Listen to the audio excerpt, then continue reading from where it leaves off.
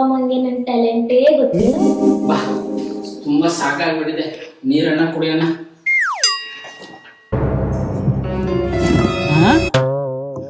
ಏನಿದು?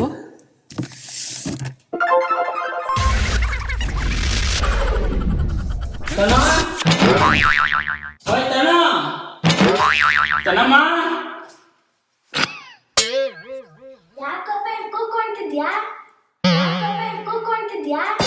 ಯಾರೇ ಇವೆಲ್ಲ ಫ್ರಿಜ್ ಅಲ್ಲಿ ಮಡಗಿದ್ದ?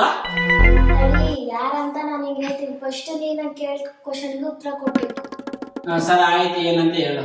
ಸಾರು ಕೆಡಬಾರ್ದಂದ್ರೆ ಏನ್ ಮಾಡುತ್ತಮ್ಮ? ಫ್ರಿಜ್ ಅಲ್ಲಿ ಮಡಗುತ್ತೆ.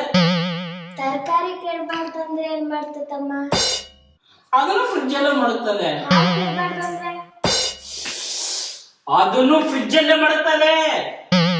ಸಂಜೆ ಅಮ್ಮ ಬೈತಿತ್ತು, 70,000 ಕೊಟ್ಟು ನಿನ್ನ ಸ್ಕೂಲ್ಗೆ ಹಾಕಿ ಓದಿಸೋದೆಲ್ಲ ಹಾಳಾಗಿದೆ ಅಂತ ಅಮ್ಮ ಬೈತಿತ್ತು.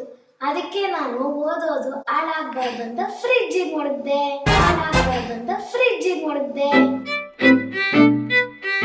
ಅಬ್ಬಾ,